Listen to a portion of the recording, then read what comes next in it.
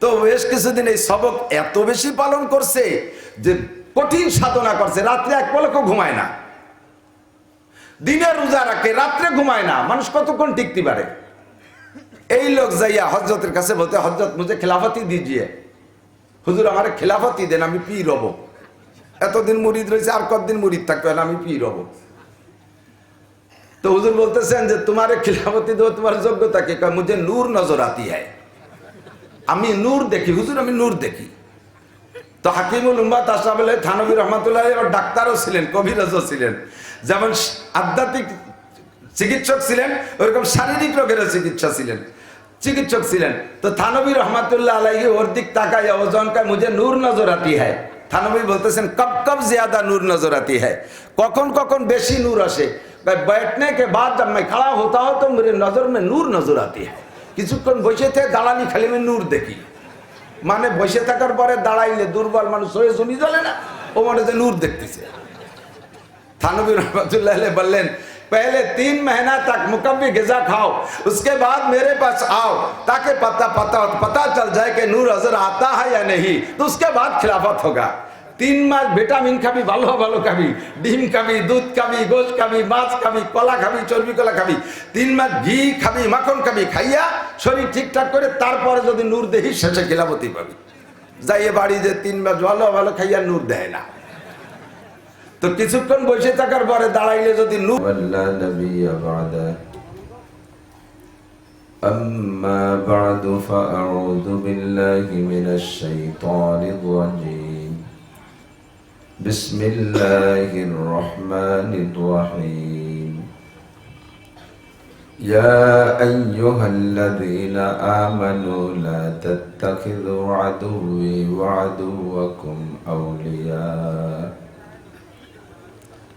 ثم قال الله تعالى يا أيها الذين آمنوا لا تتخذوا اليهود والنصارى أولياء بعضهم أولياء بعض ومن يتولهم منكم فإنه منهم إن الله لا يهدي القوم الظالمين وقال محمد رسول الله صلى الله عليه وسلم من تشبه بقوم فهو منهم ثم قال النبي صلى الله عليه وسلم المرء مع من أحبه وقال النبي صلى الله عليه وسلم لأخرجن اليهود والنصارى من جزيرة العرب حتى لا أدع فيها إلا مسلما أو كما قال عليه الصلاة والسلام سبحانك لا علم لنا إلا ما علمتنا إنك أنت العليم الحكيم جزى الله عنا محمدا ما هو أهله سبحان الله وبحمده سبحان الله العظيم رب اشرح لي صدري ويسر لي أمري واحلل عقدة من لساني يفقه قولي رب زدني علما اللهم أعز الإسلام والمسلمين اللهم انصر الإسلام والمسلمين اللهم أيد الإسلام والمسلمين والمجاهدين في كل بلاد اللهم انصر من نصر دين محمد صلى الله عليه وسلم واجعلنا منهم واخذل من خذل دين محمد صلى الله عليه وسلم ولا تجعلنا منهم اللهم خذ أعداءك وأعداءنا وأعداء الدين اللهم خذ اليهود والنصارى والمجوس والهنود اللهم شتت شملهم اللهم مزق جمعهم اللهم دمر ديارهم اللهم خرب بنيانهم اللهم خالف بين كلمتهم اللهم خذهم أخذ عزيز مقتدر ولا تسلط علينا من لا يرحمنا اللهم أرنا الحق حقا وارزقنا اتباعه وأرنا الباطل باطلا وارزقنا اجتنابه সকলে বলি আমিন।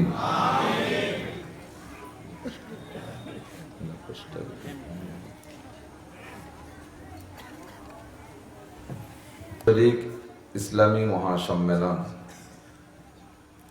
1 নভেম্বর 2023 ইংরেজি বুধবার বাদ আসর থেকে এ পর্যন্ত এই মহাসম্মেলনের সম্মানিত সভাপতি, থানা উলামা পরিষদের সম্মানিত সভাপতি, এতক্ষণ পর্যন্ত বয়ান করেছেন হযরতে উলামায়ে কেরাম, পরিষদের সকল উলামায়ে কেরাম, আইম্মায়ে মাসাজিদ, এ অঞ্চলের মাদ্রাসার আজিজ আমতুরাবা,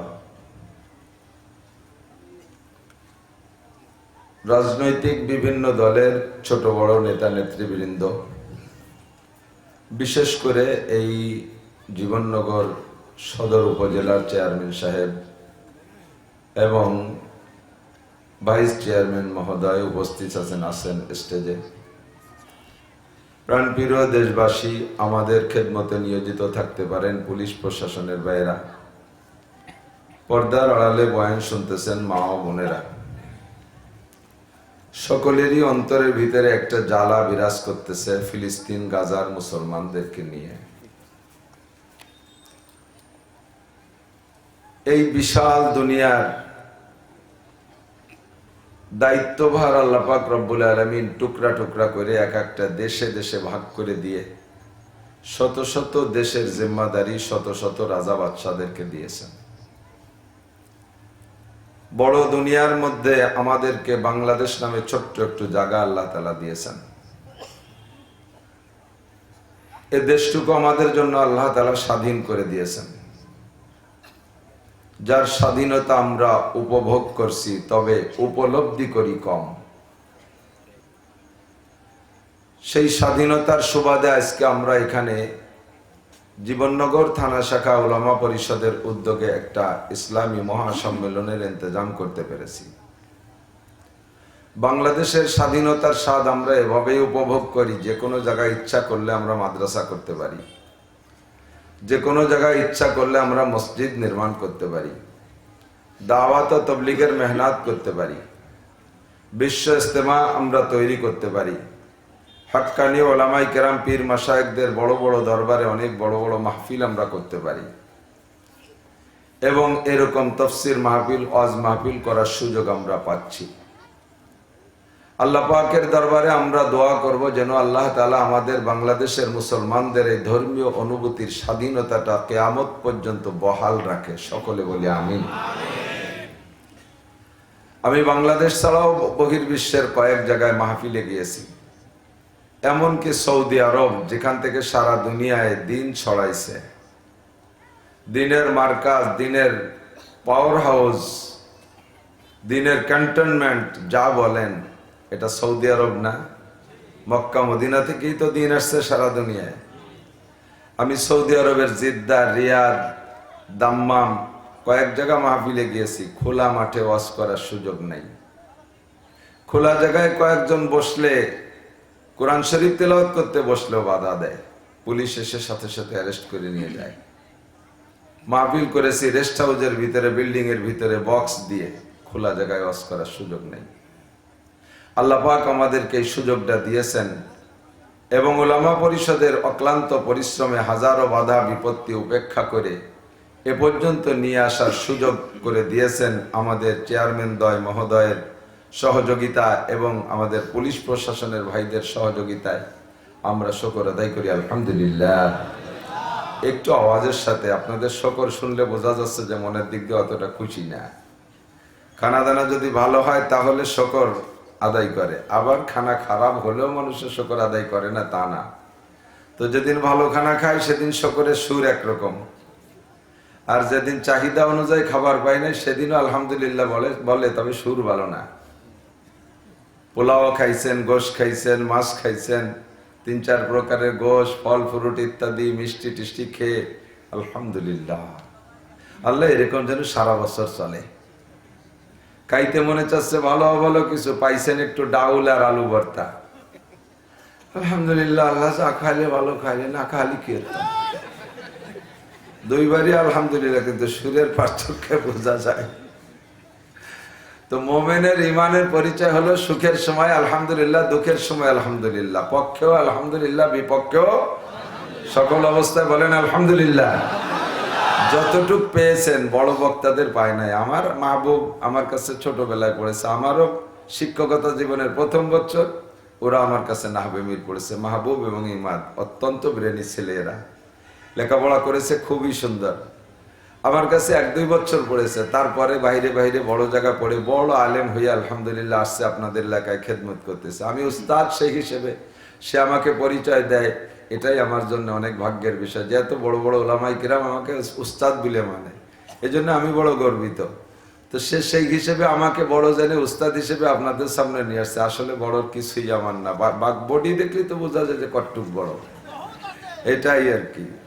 তো বাহরহাল এখানে এই সম্মেলনের জন্য দরকার ছিল আরো বড় বড় আন্তর্জাতিক খ্যাতি সম্পন্ন মানের বক্তা ওলামাই কেরাম, যা বাংলাদেশে আছে আলহামদুলিল্লাহ। আমরা এক ব্যাপারে খুশি হতে পারি।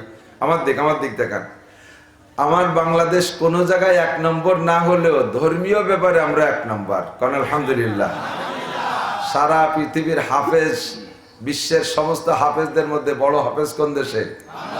বাংলাদেশে। সারা পৃথিবীর সমস্ত মুহাদ্দিসদের ভিতরে সবচেয়ে বড় মুহাদ্দিস বাংলাদেশে, হযরত মাওলানা আব্দুল মালিক সাহেব হাফিজাহুল্লাহ। বাংলাদেশের অনেক কিছুর জন্য বিদেশে যাওয়া লাগে, ভাড়া করতে আনা লাগে, নইলে হয় না। সরকারের বস্তা বস্তা টাকা যাদের পিছনে খরচ করে তারা কোনো জায়গা থেকে আমাদেরকে 1 নম্বর কোনো রেজাল্ট এনে দিতে পারে না।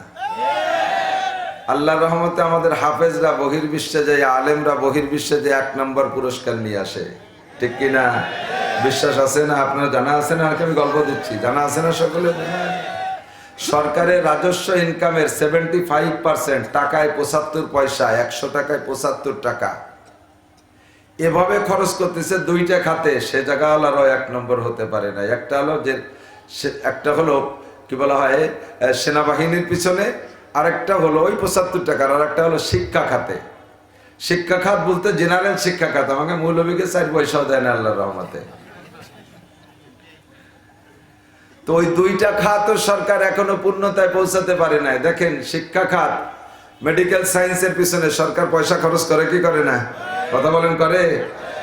পর্যাপ্ত পরিমাণ পয়সা খরচ করে। এখানে মেডিকেল কলেজ, ওখানে মেডিকেল কলেজ, ওখানে মেডিকেল কলেজ, প্রযুক্তি বিশ্ববিদ্যালয়, কৃষি প্রযুক্তি বিশ্ববিদ্যালয় ইত্যাদি ইত্যাদি, খালি বিশ্ববিদ্যালয়ের প্রযুক্তি আর প্রযুক্তি।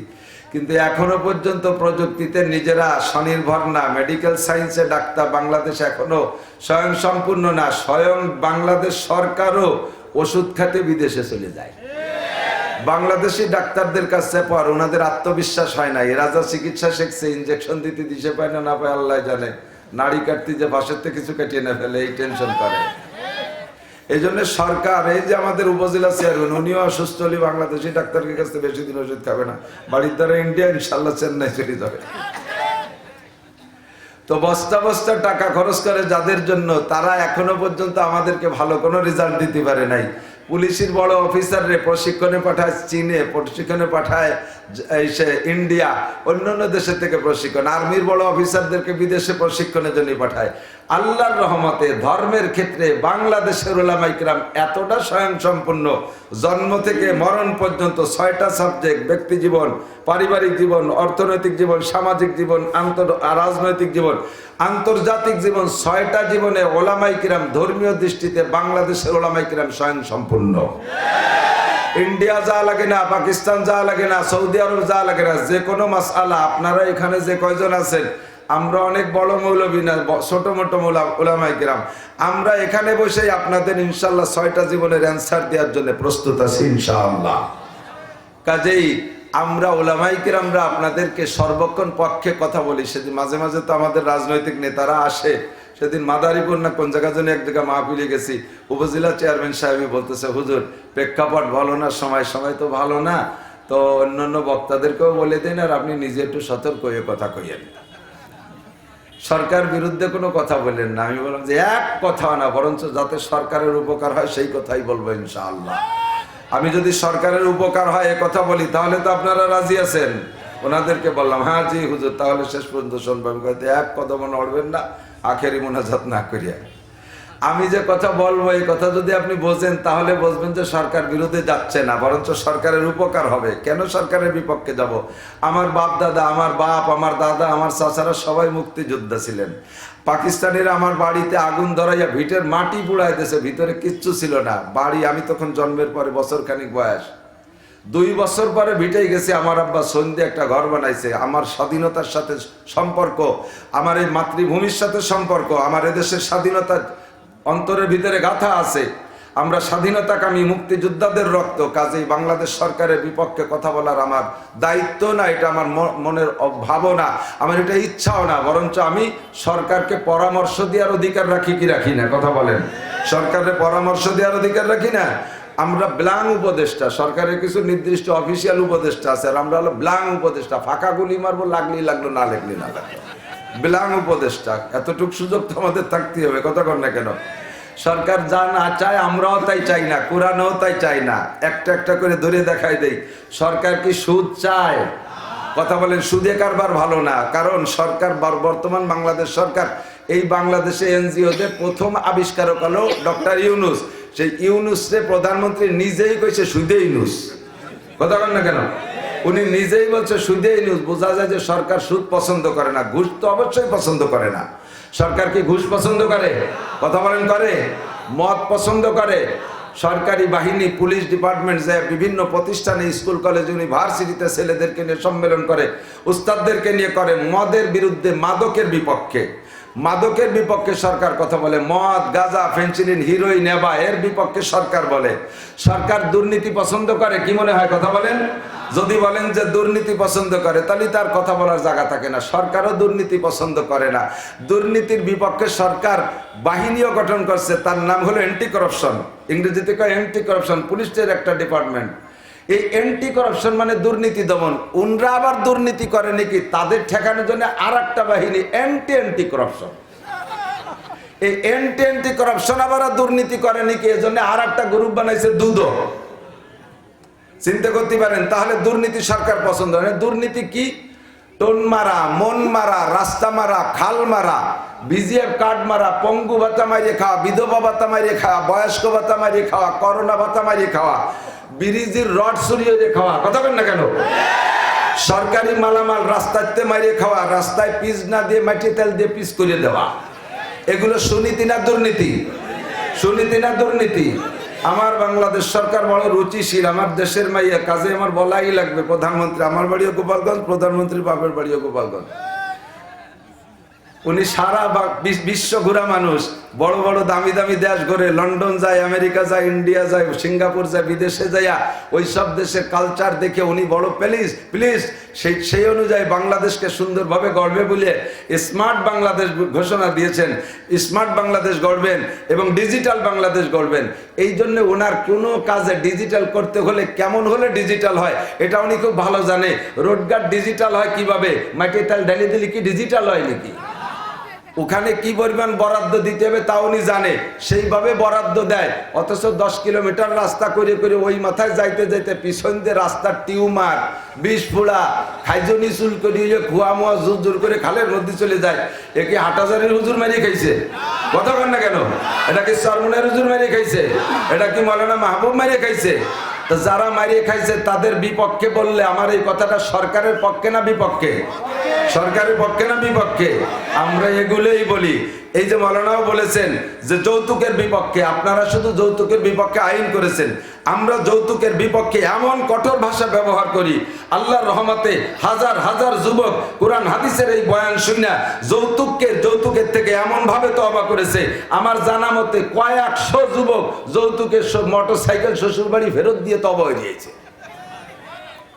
যা আপনারা কোনোদিন পারবেন না। কাজে এই সমস্ত মাহফিলগুলো বন্ধ না করে বরঞ্চ সরকারকে অনুরোধ করব, মাহফিলগুলো সুন্দরভাবে চালানোর জন্য পুলিশ দিয়ে আপনারা সহযোগিতা করবেন, যাতে কোনো দুর্নীতি অন্য কেউ করতে না পারে, কোনো দুষ্কৃতিকারী ভিতরে ঢুকতে না পারে। প্রশাসনের লোক এবং আমাদের নেতৃস্থানীয় যারা আছেন সর্বক্ষণ মাহফিলগুলোর পক্ষে আসবেন, সহযোগিতা করবেন, তাতে আরো লাভ হবে। কি লাভ হবে জানেন? ধর্ম ব্যবসা আমরা করি না, ধর্ম ব্যবসা দুনিয়াদাররাই করে। তো ধর্ম এমনই একটা জিনিস যা ব্যবসা করলে লাভই হয়। কথা কন না, বোঝেন নাই? বুঝাই দেওয়ার পরে ভালো রে বুঝবেন। ধর্ম এমনই একটা জিনিস যার ব্যবসা করলে লাভই হয়। মেম্বার জীবনেও নামাজ পড়ে না, নির্বাচনের সময় টুপি একটা মাথায় দিয়ে সুন্দর করে পাঞ্জাবি গাইতে মসজিদে নামাজ পড়ে বেলায়, তাতে মাশাআল্লাহ নির্বাচিত হয়ে যায়। তাহলে ধর্ম সামনে দেখাইয়ে লাভ হয়েছে না লস হয়েছে? ধর্ম লাভ, ব্যবসা করলে লাভই হয়। আমাদের উপজেলা চেয়ারম্যান মহোদয় প্রত্যেকটা মাহফিলে যদি উপস্থিত থাকে, এই পরিমাণ জনতা তো আপনারা জমা করতে পারেন না। আল্লাহর রহমতে আমাদের ডাকে আসে, এখানে দুটো কথা বলবেন, টুপি মাথায় দিয়ে বসে থাকবেন, শেষ পর্যন্ত বাহানাদারি করবেন। এই জনগণ বুঝবে যে একজন ভদ্রলোক উপজেলা চেয়ারম্যান, ভাইস চেয়ারম্যান, আগামীতে এনাদেরকে ভোট দেওয়া যায়। কথা বলেন ঠিক ঠিক না? সুতরাং ধর্মটা এমনই একটা জিনিস, আল্লাহ পাক নিজেই বলেছেন, হাল আদুল্লুকুম আলা তিজারা, হে দুনিয়ার মানুষ, আমি কি তোমাদেরকে একটা ব্যবসা শিখিয়ে দেবো? একটা ব্যবসা, আল্লাহই বলছেন তিজারা মানে ব্যবসা। বলেন তিজারা মানে কি? আপনারা জানেন তিজারা মানে কি? ব্যবসা। আর আল্লাহ নিজেই বলতেছেন, আমি কি একটা ব্যবসা শিখিয়ে দেবো? হাল আদুল্লুকুম আলা তিজারা, একটা ব্যবসা শিখিয়ে দেবো। জানতে চাইলাম আল্লাহ ব্যবসার লাভ কি হবে আগে কও। তুনজিকুম মিন আযাবিন আলিম, এই ব্যবসা করলে তোমাদেরকে জাহান্নামের কষ্টদায়ক শাস্তি থেকে আল্লাহ নাজাত দিয়ে দেবে। একটু কন্যা সুবহানাল্লাহ। আরে ভাই, চরমুনার ভক্তরা, জামাত ইসলামের ভক্তরা তো এরা তো ওয়াজ শুনতে দিশে পায়। আর বিশেষ করে যে এলাকায় চরমুনার প্রভাব বেশি, সেই এলাকার শ্রোতাদের অভিজ্ঞতা আছে কখন কি করতে হবে, ঠিক বেঠিক, হ্যাঁ জি না, এগুলো একটু কইতে হয়, নালি করে বক্তার ইমেজ আসে না। কথা বলেন ঠিক? আর যেন শুয়ে দেওয়া লাগে না, আমার শরীর বিচক্ষণ খারাপ। আমি মাহবুবে বলছে, বাবা আমি পারতেছি না আসতে, তোমরা সেরে নাও। কজুর এসে হাজিরে দিন, তা হাজিরে দিতে আসছে। আপনাদের কথার পর আমার ইমেজ আসবে ইনশাআল্লাহ। ইমেজের সময় গা ঘামিয়ে গেছে, মনের ভিতরে বিশাল অশান্তি। এই অশান্তি জাহির করতে হবে ইনশাআল্লাহ, বাস্তবায়ন করতে হবে ইনশাআল্লাহ। কথা বলেন? আজব দরদেস্তে আন্দার দি লাগার গুইয়াম জবা সুজাদ, আজব দরদেস্তে আন্দার দি লাগার গুইয়াম জবা সুজাদ, অগার দর দিল নে হাদারাম দেমাগো উস্তখা সুজাদ। ভিতরে এমন ব্যথা, মুখ দিয়ে যদি ব্যক্ত করি মুখ ঠোঁট জিহ্বা পুড়ে যায়, আর যদি ব্যক্ত না করে ভিতরে রাখি তাহলে মাটিয়ে পরান কলিজা নাড়ি ভুড়ি সব পুড়িয়ে ছাই হয়ে যায়। কাজেই মুখ পড়ে পড়ুক, মাটিয়ে পরান কলিজা ফুর্তি দেওয়া যাবে না, কিছু বলতেই। আল্লাহ তাআলা আমাদের এই মাহফিলকে কবুল করে বলেন আমিন। মাহফিলকে কবুল করে বলেন আমিন। সামনে আমরা উলামায়ে কেরামের সাথে থাকবো তো ইনশাআল্লাহ।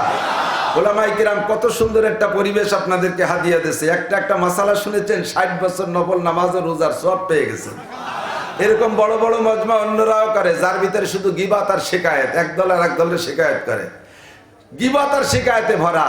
রাজনৈতিক মিটিং এ যাবেন, এ দল ও দলটা গীবাত করা ছাড়া ওনাদের আর তো কোনো পুঁজিবাটি নাই। আমলিগ আর বিএনপির গীবাত করবে, বিএনপি আলারা মিটিং করলে আমলিগের গীবাত করবে, গীবাতই তো। কথা কন? আর গীবাত জায়েজ না না জায়েজ? আমরা কইতে গেলে আপনারা তো কিছু যা বলতেছে এটা গীবাত। গীবাতের আবার স্তর আছে, জানতে হবে। কখনো গীবাত করা ফরজ, কখনো গীবাত করা ফরজ, আবার কখনো গীবাত করা কবিরা গুনাহ, আবার কখনো গীবাত করা গুনাহ না নেকিও না, স্বাভাবিক। এরকম বহুত কাজে আপনি হাত দিলি পাবেন। বিবাহ শাদী করা ফরজ, আবার বিবাহ শাদী করা সুন্নাতে মুআক্কাদা। একই বিয়ে, বিয়ে তো সবই একই কাজে, ইজাবার কবুল বিয়ে। আবার বিবাহ করা কখনো কখনো হারাম, আছে না নাই? আপনার শারীরিক অবস্থা খুব ভালো, অর্থ সম্পদও আছে, নিজের নফসরে কন্ট্রোল করতে পারতেছেন না, যে কোনো সময় অ্যাক্সিডেন্ট হয়ে যায়।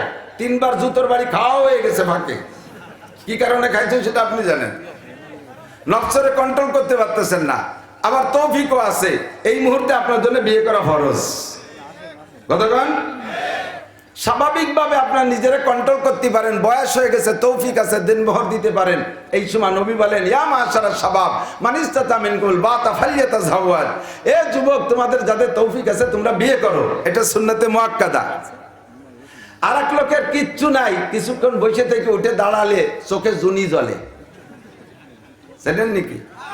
হাকিমুল উম্মাত আশরাফ আলী থানভী রহমাতুল্লাহ আলাইহির কাছে এক যুবক একেবারে গায়ের চামড়া হাড়ের সাথে লেগে গেছে, চোখ গর্তের মধ্যে চলে গেছে, মাথারও হাড় দেখা যায়, কাঁপতি কাঁপতি গেছে। হুজুরের সবক পালন করে, হুজুরের মুরিদ।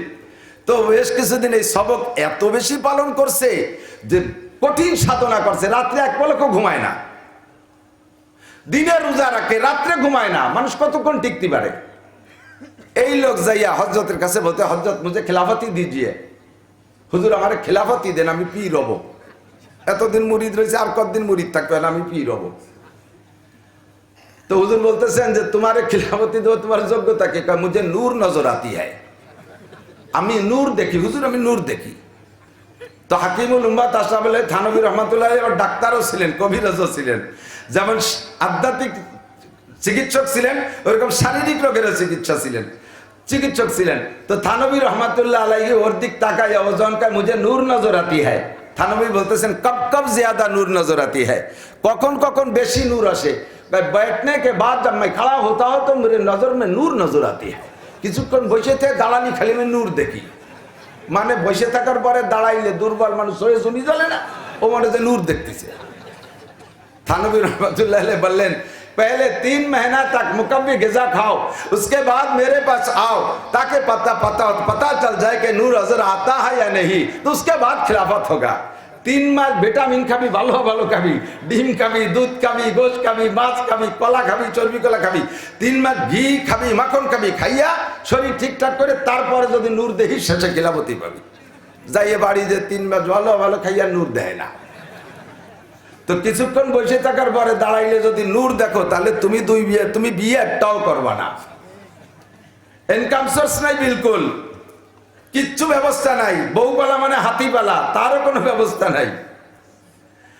আল্লাহু আকবার। এই সমস্ত দুর্বলতা ভিতরে থাকলে তুমি বিয়ে করবা না, তোমার জন্য আপাতত না যায়। প্রথম কিছুদিন শক্তিশালী খাবার দাবার খাইয়া এরপরে স্বাস্থ্য ভালো হলে বিয়ে করবা। শরীয়তের মাসালা এরকম বিভিন্ন জায়গা বিভিন্ন রকম আছে, স্থানকাল পাত্রভেদ। তো গীবাতের কথা বলছি, গীবাত কখনো কারো ফরজ, যার দ্বারা জাতির, মুসলিম জাতির, ইসলামী জগতে মুসলমানদের যার দ্বারা ক্ষতি হচ্ছে, তার সম্পর্কে তাকে কোনোভাবে বাধা দেওয়া যাচ্ছে না, তারে কোনোভাবে ঠেকানো যাচ্ছে না। এই লোক থেকে ইসলামকে এবং মুসলমানকে বাঁচানোর জন্য জাতিকে বিশাল বিশাল সম্মেলন কইরা তাদের সম্পর্কে সমালোচনা করে তাদের থেকে সতর্ক করা, এই গীবাত ফরজ।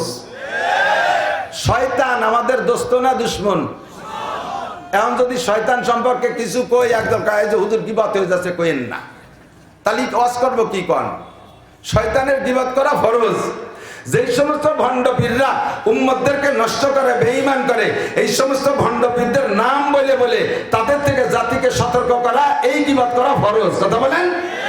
বাগী মানে ডাকাত, বাগী মানে বলেন আরবিতে, বাগী মানে ডাকাত, সারেক মানে চোর, কুত্তাই তরিক মানেও ডাকাত, কুত্তাউ তরিক মানে ডাকাত, আর বাগী মানেও ডাকাত, সন্ত্রাস ডাকাত।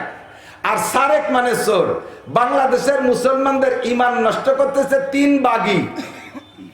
3 বাগী মানে 3 ডাকাত। বলেন 3 বাগী মানে কি করলাম?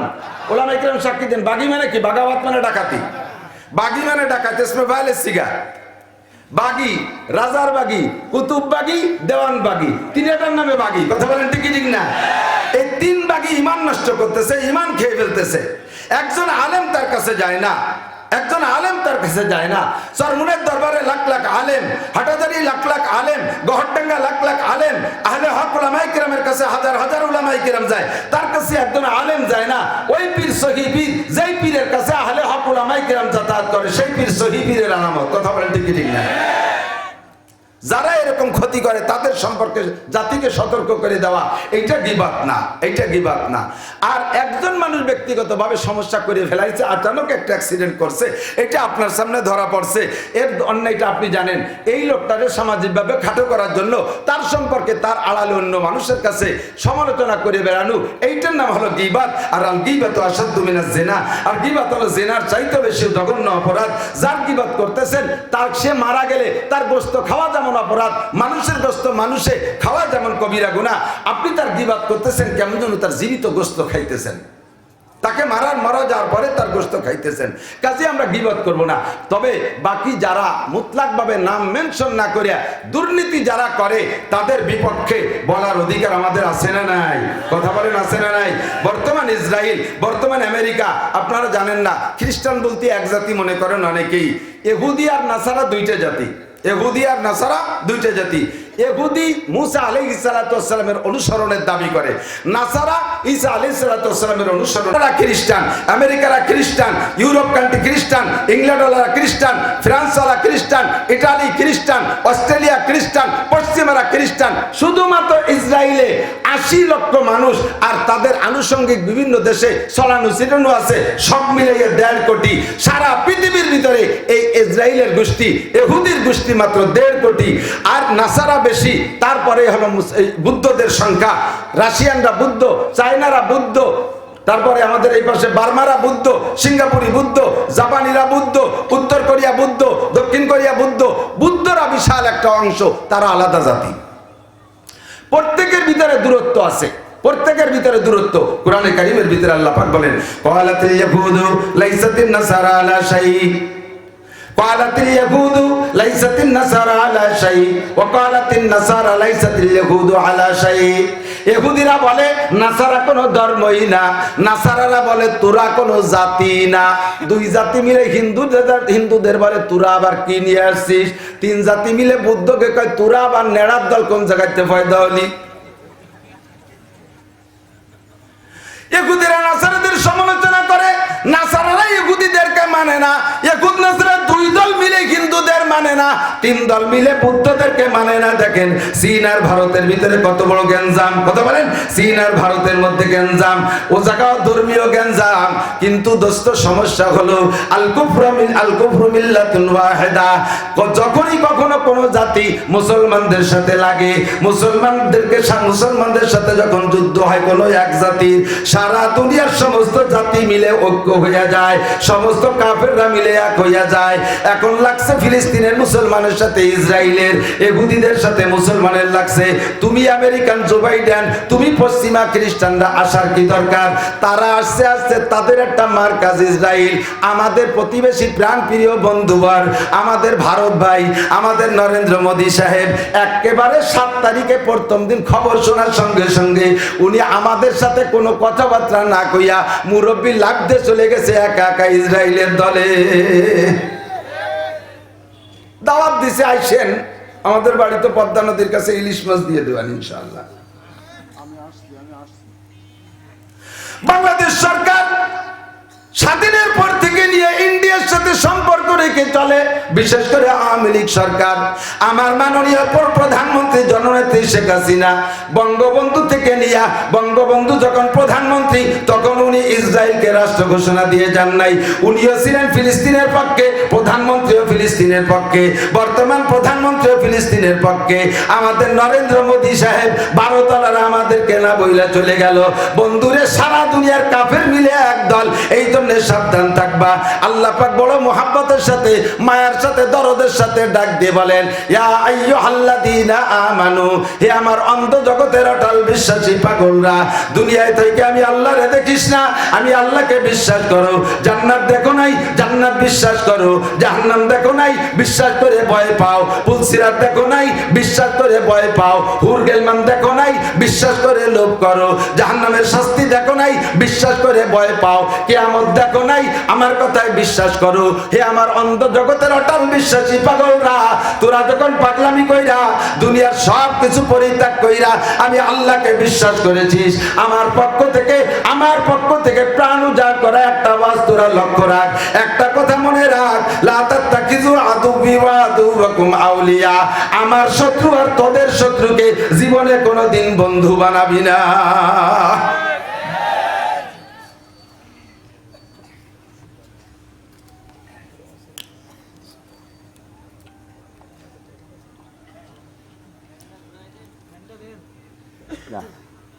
ফ্যান দেওয়া যাবে না, ভাত খাই নেই তো, ওই জন্য আগে ফ্যান খাওয়া যাবে না।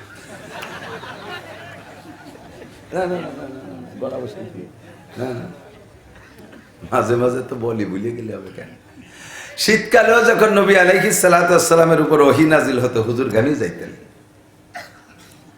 তো ঘামিয়ে যাওয়া হলো ওহির বরকত। আমরা কোরআন হাদিসের বয়ান করি, কোরআনের বয়ান করি, এর সময় ঘামিয়ে যাওয়াটা মনে করে ওহির বরকত। ফ্যানের বাতাস দিলি ওহির বরকত চলে যাবে, গলা বসে যাবে। এই জন্য ঘামতে থাকবো, কইতে থাকবো। মাঝে মাঝে পান্তা ভাত খান না আপনারা? আছে নাকি আপনাকে? এদিক তো আগে গরম গরম পান্তা ভাত খাবেন। গরম গরম পান্তা ভাত আছে, এখনো আছে? মাশাআল্লাহ, গরম গরম এখন নাই, মাঝে মাঝে হয়। এটা একটা আনন্দের সাথে। আর কোনো সময় না হলে পয়লা বৈশাখতে আসতেছে ইনশাআল্লাহ, সবাই মেসাক করে রেডি হন।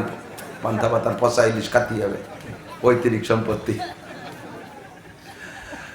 পান্তা ভাত খাওয়ার সময় কাঁচামরিচ দেখায়, এক কামড় কাঁচামরিচ মুখে নিলেই জাল লেগে যায়, চোখ দিয়ে পানি পড়ে। তাহলে কাঁচামরিচ তো খাই জাল লাগানোর জন্যে, জাল লাগানোর জন্য না? তাই এক কামড়ই তো জাল লাগিয়ে গেছে, এরপরে তার খাওয়া দরকার নাই, কিন্তু প্রত্যেক লুকমায় লুকমায় কামড়ায়। কয় যেটুক পানি বেরোনোর দরকার চোখ দিয়ে কাঁচামরিচি, তা তো প্রথম লুকমাই বের করে দিয়েছে, ফিরে আবার কামড়াইস কে? প্রত্যেক কামড়ে কামড়ে মজা, চোখ দিয়ে পানি পড়বে, নাক দিয়ে পানি পড়বে, আর কামড়াতেই থাকবে, আর পান্তা ভাত খাতে থাকবে, এর মধ্যে মজা আলাদা। ওয়াজের মধ্যে ঘামতি থাকবো, নাক দিয়ে পানি পড়তে থাকবে, গাল দিয়ে পানি পড়তে থাকবে, আর ওয়াজ করতে থাকবে, এর মধ্যেই মজা আলাদা। এ পান্তা ভাত কাঁচামরিচ দিয়ে খাওয়ার মতো। আল্লাহ তাহলে আল্লাহ পাক কি ওয়াজ করেছেন মনে আছে বলেন তো? তোমাদের শত্রু আর আল্লাহর শত্রু। আল্লাহ বলেন আমার শত্রু আর তোমাদের শত্রুর সাথে বন্ধুত্বতা করবা। আপনারা কি একমত? এখন শত্রু আগে চিনতে হবে, শত্রু তো চিনতে হবে। আমাদের শত্রু কে আর আল্লাহর শত্রু কে একটু চিনবেন তো ইনশাআল্লাহ? বিরক্ত হবেন না তো ইনশাআল্লাহ? ইসরায়েলের পক্ষে কারা, ইহুদি আর আমেরিকার জো বাইডেনের পক্ষে কারা? একটু হাত দেখাবেন মহব্বতের সাথে। টের পাই নেই ওটা টের। আর ইহুদিদের পক্ষে কি কেউ আছে নাকি? হ্যাঁ, যে লোকটা আখিরি মুনাজাতের আগে চলে যাবে, বুঝবো যে ওই লোকটার ইহুদির পক্ষে মহব্বত, এই ভালোবাসায় চলে যেতে থাকতে পারতেছে না। আমি বেশিক্ষণ পারবো না, আমার অনেক দূর যেতে হবে। দিনের বেলা আবার অবরোধ, হরতাল মরতাল কত, তা যে রাতারাত যাই সাথে হবে এক জায়গা। কাজেই আমি বেশিক্ষণ কষ্ট নিজেও করতে পারবো না, আপনাকেও দেবো না, দোয়া হয়ে যাবে। ওলামায়ে কেরাম এই জাতীয় বয়ানই করছে, আমি শুধুমাত্র সব কথার পরিপূরক হিসেবে দুই চারটে কথা বলতেছি। শত্রু চিনতে হবে, আল্লাহর শত্রু আর আমাদের শত্রু, দুই শত্রুর সাথে সম্পর্ক করতে আল্লাহ নিষেধ করছেন। কে কে নিষেধ করছেন? এখন আমাদের শত্রু কে? আমাদের শত্রু সম্পর্কে আল্লাহ ডাইরেক্ট নাম বলে দিয়েছেন, ইয়া আইয়ুহাল্লাযীনা আমানু দুখুলু ফিস সিলমি কাফা ওয়া লা তাত্তাবিউ খুতুওয়াতিশ শাইতান ইন্নাহু লাকুম আদুউম মুবিন। হে দুনিয়ার মুসলমান, তোমরা যারা ঈমানদার, উদখুলু ফিস সিলমি কাফা, মুমিন হওয়ার পরে তুমি মুসলমান হও, ইসলাম গ্রহণ করো, ইসলামের ঘরে ঢোকো, পরিপূর্ণ ঢোকো। উদখুলু ফিস সিলমি কাফা ওয়া লা তাত্তাবিউ খুতুওয়াতিশ শাইতান, তোমরা শয়তানের পদঙ্কন অনুসরণ করবা না, শয়তানের কোনো কথা মানবা না, শয়তানের কোনো আদর্শ তোমরা মানবা না।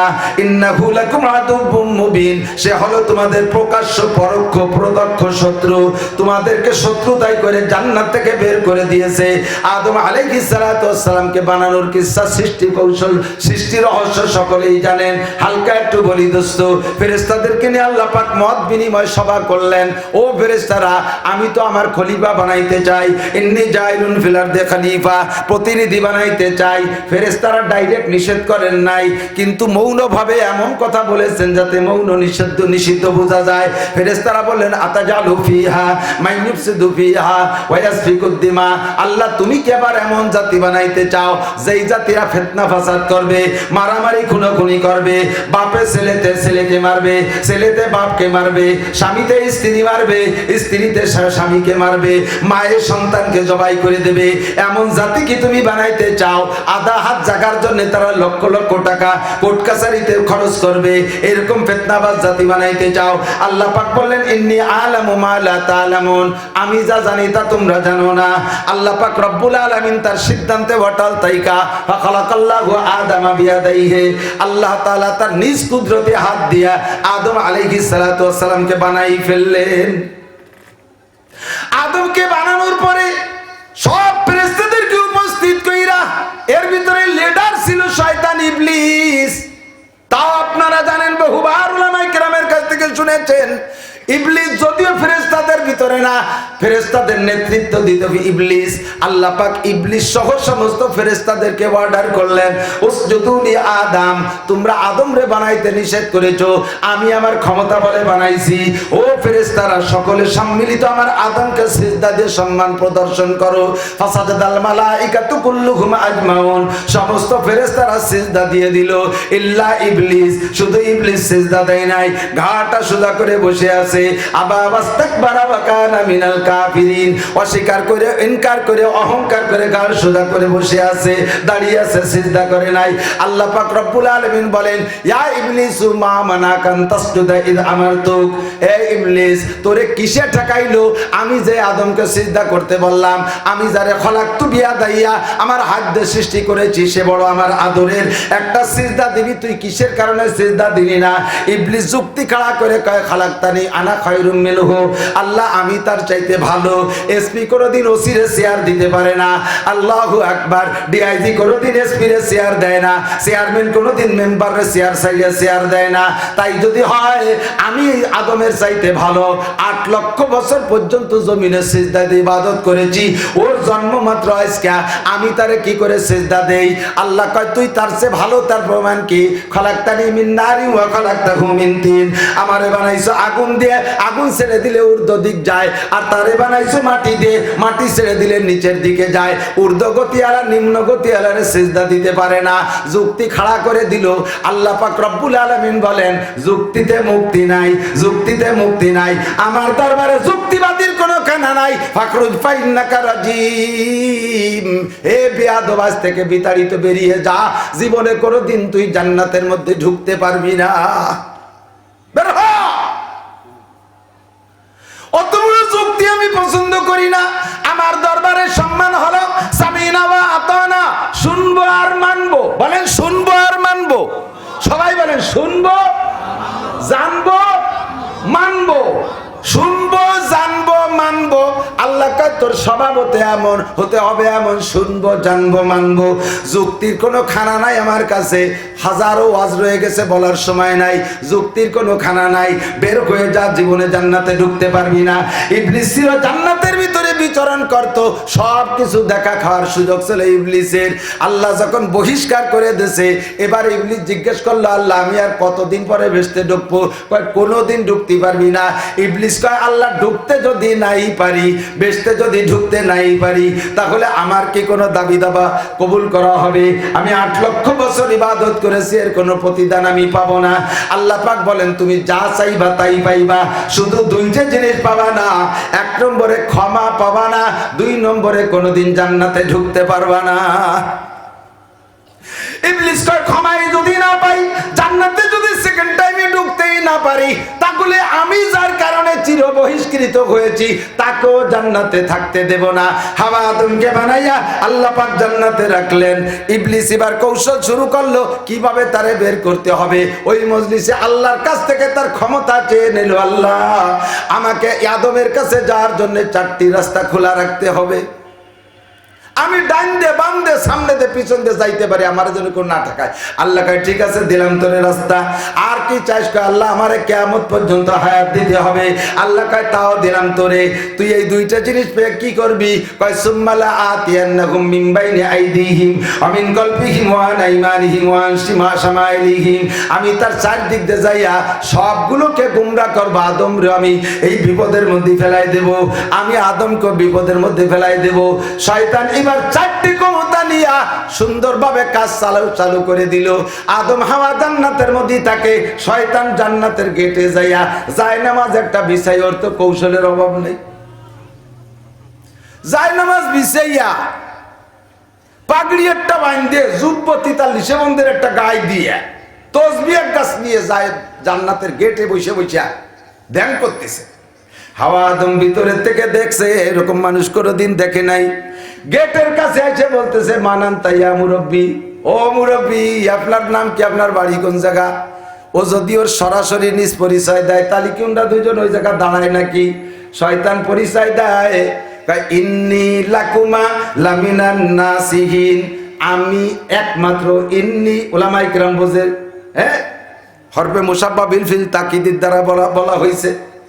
ইন্নী অবশ্যই আমি, লাকুমা অবশ্যই তোমাদের দুইজনের জন্য। এ জায়গা লামে তাকিদ লামিনান নাসিহিন, এসমে পালে শুরুতে আবার লামে তাকিদ লাগাইছে লামিনান নাসিহিন।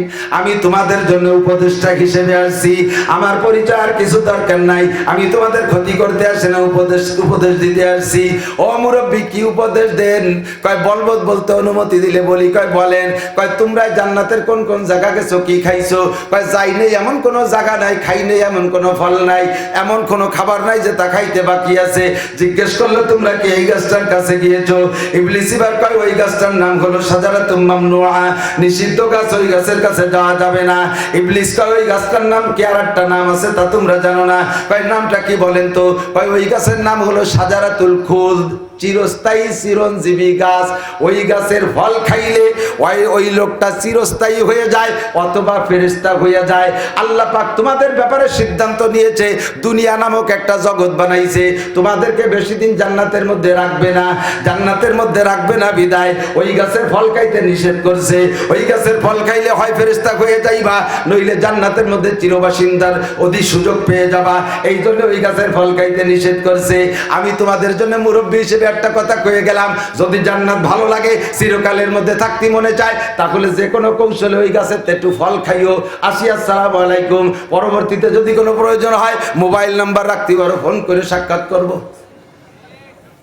কেমন সুন্দর করে বুঝাইতেছে। দুইজন এবার ভেবাচাকার মধ্যে পড়ে গেছে। উনি তো সালাম কালাম দিয়ে বিদায়। মহিলাদের, পুরুষের চাইতে মহিলারা কিন্তু এই সুন্দর সুন্দর মিষ্টি কথায় আগে দুর্বল হয়ে যায়। দেখেন না, বাংলাদেশের এনজিও পুরুষদের কাছে যায় না, যায় মহিলাকে কাছে। কথা বলেন, মহিলাদেরকে বুঝাইতে ভুলাইতে বেলাইতে সহজ। এই জন্য আহলে হাদিস আলারা আমাকে পুরুষকে কাছে খুব একটা আসে না। রমজান মাসে ছটি পয়সা ভাইয়া বাড়ি বাড়ি মহিলাকে কাছে যায়, যাই বলে ভাবি তারাবির নামাজ কয় রাকাত পড়বেন? মহিলারা দুর্বল, কয় কি এ শয়তান চুপ কর, জীবন করে পড়িয়েছি 20 রাকাত, আজকে জিজ্ঞেস করতেছি তুই কেবল ইন্টারভিউ নিতে দিয়েছিস? আমরা কোনো জানি না যে তারাবি 20 রাকাত। ভাবি তারাবি 20 রাকাত থাকলেই পড়বেন, কুরআন হাদিস কোনো জায়গা নাই। তারাবি হলো 8 রাকাত। সারাদিন রোজা রেখে যদি আপনার 8 রাকাত তারাবিরে মৌলবীরা 20 রাকাত পড়ায়, এর 20 রাকাত বিদায় তো মানুষে পড়তে চায় না। তারাবি 8 রাকাত। এখন মহিলা কয় তোর কাছে দলিল আছে? কয় এই নেন বুখারী শরীফ। বগল বইরে বুখারী শরীফ নিয়ে গেছে। তুই এত বুখারী শরীফ তোর বগলে? কয় হ্যাঁ 60 খেন নিয়েছি বুখারী শরীফ, 60 খেন বুখারী এক বগলে। তুই দেখছিস বুখারী বাবের বসি কোনোদিন? একখান বুখারীর গায়ে 3.5 কেজি ওজন, তুই 60 খান বইয়ে দেখছিস কি ওঠে? টান দিয়ে দিয়ে বগলে তো বুখারী বেরে, 6 পাতার বুখারী। বুখারী বেরোয় না বগলের লোম টেনে, সেটা আল্লাহই জানে। মহিলাকে বুখারি দিয়েছে, এর মধ্যে আয়েশা রাদিয়াল্লাহু আনহা তাহাজ্জুদের নামাজ দিয়ে তারাবির দলিল দেয়। মহিলারা কয় যে তো বুখারী শরীফে যেন আছে 8 রাকাত, কি জন্য এই আমাকে মৌলবীরা দেশটা শেষ করে ফেলে দিল, সব চলে গেছে ওই 8 রাকাতের পক্ষে। একটু ভাবি দেখলো না, একটু বললো না, একটু চিন্তা করে না মহিলারা যে এরা যারা আসলো এরা আমার কাছে আসে কে? নাসির মৌলানার কাছে যাক, মাহবুব মৌলানার কাছে যাক, সরমুনের পীর সাহেবের কাছে যাক, মামুন সাহেবের কাছে যাক, বড় বড় হুজুরকে কাছে যাক, তাদেরকে যদি তৈরি করতে পারে, আরে ওদেরকে পাঠা দেবেন আমাদের কাছে। আপনাদের কাছে এই জাতীয় ধোঁকা দিতে আসলে বলবেন বেটা আমাদের বাড়ি বাড়ি না ঘুরে হুজুরির কাছে যা, নাসির সাহেবের ওয়াজ শোনে, সিদ্দিকী সাহেবের ওয়াজ শোনে, হাসান জামিলের ওয়াজ শোনে, বাসেদ খানের ওয়াজ এলাকার মানুষের শোনে, সরমুনের পীর সাহেবের কথা শোনে। এই 4-5টারে তোকে দলে নিতে পারলি পারে, তোকে এত কষ্ট করা লাগবে না। এই পে পাঠায় দিতে পারেন না আমাকে কাছে, জীবনও আসবে না, কোনোদিনও আসবে না। এই জায়গা আসলে খবর আছে। শয়তানের খুব সহজেই হাওয়া আলাইহিস সালামের দুর্বল করে ফেলেছে। এখন হাওয়া আলাইহিস সালাম বলতেছে খাই না খাই, মুরব্বী মানুষ কইয়ে গেল, একটু জিব্বেই দিয়ে দেখি। যাকা শাজারাতা, যাকা আকালা মানে খাওয়া, সারিবা মানে পান করা, যাকা মানে চাখা। চাখে কি দিয়ে? জিব্বে দিয়ে একটু চাখে না? মহিলারা ঝোলে লবণ হলো কি হলো না, এটা কি পুরো বাসুন্দরে খেয়ে ফেলে নাকি? চামচির পর দিয়ে তো হাতের তালুতে একটু জিব্বে দিয়ে একটু চাখিয়ে দেখে। রমজান মাসে চাখে তো গেলেই না, আবার থুক করে ফেলাই যায়, তাতে আইডিয়া করতে পারে এটা লবণ হলো কি হলো না, ঠিক না? হাওয়া আদম আলাইহিস সালাম জান্নাতের ভিতরে এই গন্ধম খান নাই, রাতা একটু চাকছে, জিব্বায় দেশে, অ্যাকশন শুরু হয়ে গেছে। নিষিদ্ধ খাবার, নিষিদ্ধ খাবারের অ্যাকশন সর্বপ্রথম পড়ে পোশাকের উপরে, ওনাদের উপরে, সেই পোশাকের উপরে নিষিদ্ধ খাবারের অ্যাকশন পড়ছে। ফাবাদাত লাহুমা সাওআতুহুমা, জান্নাতের মধ্যে থাকা অবস্থায় জান্নাতি সমস্ত কাপড় গায়েতে কইচে পড়ে গেছে, টেনে ধরেও রাখতে পারে না।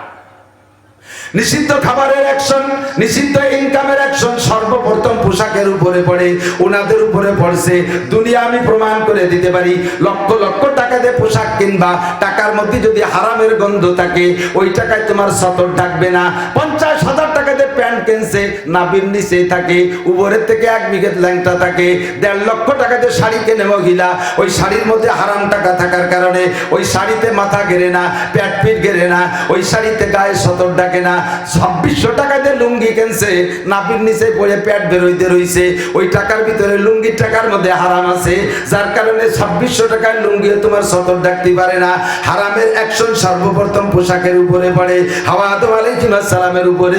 এই নিষিদ্ধের অ্যাকশনে যে কাপড় খুইলা গেছে, ফাতাফিকা ইয়াকসিবানি মিন ওয়ারাকিল জান্নাহ, জান্নাতের পাতা দিয়ে গা সতর ডাকা শুরু করছে।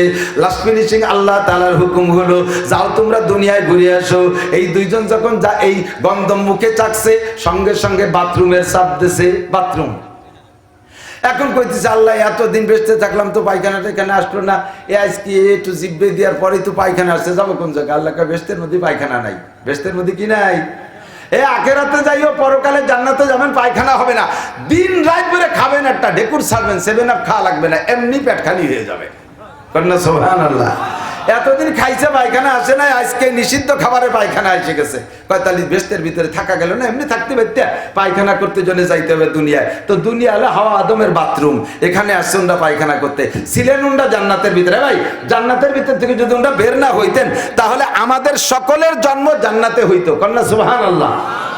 জান্নাতের মধ্যে হইতো। হাওয়া আলাইহিস সালামের প্রথম গর্ভ জান্নাতের ভিতরে ধারণ করেছেন। কাবিলকে এবং তার সাথে যে মেয়েটা ছিল, এই দুইটা হাওয়া আলাইহিস সালামের গর্ভে জান্নাতের থেকে গিয়েছিল, দুনিয়ায় আসার পরে ডেলিভারি হয়েছে। যদি দুইজন বের না হইতো তাহলে আমাদের সকলের জন্ম হইতো জান্নাতের ভিতরে। আমাদেরকে জান্নাত থেকে বের করে দিয়েছে কার অপকৌশলে? শয়তান ইবলিসের অপকৌশলে। কাজেই শয়তান হলো মানব জাতির শত্রু, শয়তান মানব জাতির শত্রু। এবার আল্লাহ কয় তোমাদের শত্রুরে চিনাই দিলাম, আমার শত্রু যেন ইহুদ আর নাসারা, এরা আমার শত্রু। কালাতিল ইহুদু উযাইরুন ইবনুল্লাহ ওয়া কালাতিন নাসারা মাসীহ ইবনুল্লাহ। ইহুদিরা কয় উযাইর আলাইহিস সালাম আল্লাহর ছেলে, আর নাসারারা কয় ঈসা আলাইহিস সালাম আল্লাহর ছেলে। আল্লাহ পাক বড় কষ্ট পায়, আল্লাহ পাক বড় দুঃখ পায়। এই কথাটা ভাসমান ভাবে শুনতেছেন, খেয়াল করতেছেন না? ইহুদিরা কয় উযাইর আলাইহিস সালাম আল্লাহর ছেলে, এই কথাটায় আল্লাহ কষ্ট পায় কেন? কয় আল্লাহর পবিত্র জাতের উপরে কেমন একটা ধাপ্পা। ইহুদিরা বলে উযাইর আলাইহিস সালামের মায়ের সাথে আল্লাহ যৌন মিলন করে গর্ভধারণ করায়া উযাইররে পয়দা দিয়েছে। এত বড় জঘন্য উক্তি, আল্লাহ পাক বিশাল কষ্ট পায়। আল্লাহ আল্লাহ কয় যারা আমারে মানে না কাফের তাদের একটা অবস্থা, কিন্তু তাদের চাইতে আমি বেশি কষ্ট পাই ইহুদিদের উপরে। ওয়াকালাতিন নাসারা, আর নাসারারা কয় ওই যে জুবাইরের গোষ্ঠী মাসিহ ইবনুল্লাহ, ঈসা আলাইহিস সালামের তো বাপ নাই, আল্লাহই নিজে মারিয়ামের সাথে যৌন মিলন করে বাচ্চা গর্ভধারণ করাইছে, সেই বাচ্চা ঈসা আলাইহিস সালাম। জোরে কোন নাউজুবিল্লাহ। এই দুই জাতি আমার শত্রু। লা তাত্তাখিজুল ইহুদা ওয়ান নাসারা, পরে আল্লাহ ডাইরেক্ট বলে দেয় লা তাত্তাখিজুল ইহুদা ওয়ান নাসারা আউলিয়া, ইহুদ নাসারা নাম বলে দিলাম, চিনিস আর না চিনিস আমার শত্রু কারা তোরা নাও চিনতে পারিস, আমি বলে দিলাম এরাই আমার শত্রু ইহুদ আর নাসারা। লা তাত্তাখিজুল ইহুদা ওয়ান নাসারা আউলিয়া বাযুহুম আউলিয়া বায। আগে কইছে এক দল আর এক দলে কয় তোরা কোনো ধর্মেরই জাত না, কিন্তু দেখেন সময় মতো আবার মিলে গেছে। ইসরায়েলের সাথে ফিলিস্তিনের গঞ্জাম, খ্রিস্টানরা আইসা ইসরায়েলের সহযোগিতা করে, আল্লাহ যাহা বলেছে হুবহু তাই মিলে গেছে। বাযুহুম আউলিয়া বায ওয়া মান ইয়াতাওয়াল্লাকুম মিনকুম ফাইন্নাহু মিনহুম, তাদের সাথে যারা মিল করবা, তাদের সাথে যারা মিল করবা, আমি তাদেরকে তাদের সাথে কিয়ামতে বিবেচনা করব। কোন কোন দিক দিয়ে মিল? কথার মিল করবা, সুরের মিল করবা, চেহারার মিল করবা, পোশাকের মিল করবা, ভালোবাসার মিল করবা, তাদের সাথে যেদিক দিয়ে মিল করবা আমি আল্লাহ তাআলা তাকে কিয়ামতে তাদের সাথে বিবেচনা করব। আলমার ও মান আহাব্বা, যার সাথে যার মহব্বত তার সাথে তার কিয়ামত, যার সাথে যার মহব্বত তার সাথে তার কিয়ামত। ওরা দাড়ি রাখে কিন্তু সুন্নতি দাড়ি না, চুল রাখে সুন্নতি নববিদ্যা চুল না, ওদের মোস রসুলের মোসের মতো না, ওদের দাড়ি রসুলের দাড়ির মতো না, ওদের পোশাক মুসলমানদের পোশাকের মতো না, ওদের সবকিছু আলাদা। কথা বলেন ঠিক ঠিক না? ওদের সবকিছু আলাদা। তবে তবে তবে আমরা বলে দিছি যা ওরা আমাদের কথা মানে, আমরা বলে দিছি যা ওরা আমাদের কথা মানে। দুঃখের বিষয় হলো আমরা আমাদের কোরআন মানি না। আমরা তাদেরকে বলে দিছি সূরা কাফিরুন পড়া লাকুম দীনুকুম ওয়ালিয়া দিন, তোমাদের দিন নিয়ে তোমরা থাকো, তোমাদের ধর্ম নিয়ে তোমরা থাকো, তোমাদের বিচার আল্লাহ করবে। ওয়ালিয়া দিন, আমারও দিন আছে। এ মুসলমান, আমার দিন আছে না নাই? জোরে বলেন আছে না নাই?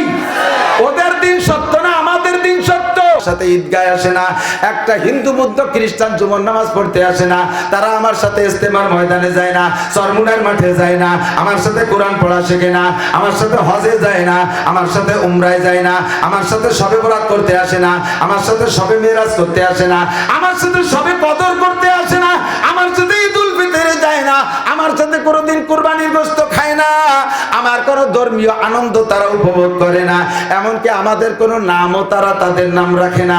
একটা হিন্দু ছেলের নাম আব্দুর রহমান নাই, একটা হিন্দু ছেলের নাম আব্দুর রহিম নাই, আব্দুল মালিক আব্দুল খালেক পাওয়া যাবে না, একটা হিন্দু মেয়ের নাম আয়েশা ফাতেমা খাদিজা রহিমা মারিয়াম আসিয়া পাওয়া যাবে না। কথা বলেন ঠিক ঠিক না? কিন্তু মুসলমানের ছেলের নাম স্বপন আছে না নাই? গোপাল, জন্টু, মন্টু, প্রিন্স, কলিন্স, লালটু, টুয়েল, টুলু, লুলু, ডলি, পলি, স্বপ্না, পপি আছে না নাই? সব মুসলমানদের নাম। বড় মোহাম্মতের সাথে ছেলের নাম রাজীব। ভারতের রাজীব গান্ধীর যা হালাত হবে তোর ছেলের সেই হালাত হবে। প্রিন্স আর কলিন্স নাম রাখো। আল্লাহু আকবার। মুসলমানকে একটা নামও তারা নেয় না, আমাদের কোনো কালচার তারা গ্রহণ। আমার চোখের সামনে দেখেছি, আমার চোখের সামনে এক বাজারে যদি একটা হিন্দু দোকান থাকে, হিন্দুরা সাধ্য অনুযায়ী ওই দোকানে তাদের মাল পাইতে পাশে মুসলমানদের দোকানের থেকে মাল কেনে না। আমরা মুসলমানরা এইটা ডিভাইডেড করি না। আমরা যেখানে পছন্দ হয় মাল সেখান থেকে নেই, হিন্দুর দোকানে তো কিনি, মুসলমানের দোকানে তো কিনি। আমরা এই জায়গা ভাগাভাগি করি না। উনরা এই বৈষম্যতা উনরা রক্ষা করে চলে। তারা আমাদেরকে হিংসা করে, আমরা তাদের বলে দিছি তোদের ধর্ম নিয়ে তোরা থাক, আমার ধর্ম নিয়ে আমরা থাকবো। কিন্তু দুঃখ লাগে এই দুর্গা পূজায় হাজার হাজার মুসলমান হিন্দুদের দুর্গা পূজায় গেছে কি যায় নাই? কতক্ষণ গেছে কি যায় নাই? তাদের প্রসাদ খাইছে কি খায় নাই? সে বাড়ির লাড্ডু আর নাড়ু খাইছে কি খায় নাই? হ্যাঁ, হিন্দু বাড়িতে লাড্ডু খায়, নাড়ু খায়। আমি তো কত যে খেপাই কই যে হিন্দু বাড়িতে নাড়ু না খাইয়া মাদ্রাসায় আসিস কুলুকির ডেলা বানাই তুইছি, মাইকে কুলুকির 3 ডেলা খাই এক গ্লাস পানি খেয়ে যাইস। এর ভিতরে খালি মাটি আছে, অন্য কিছু নাই।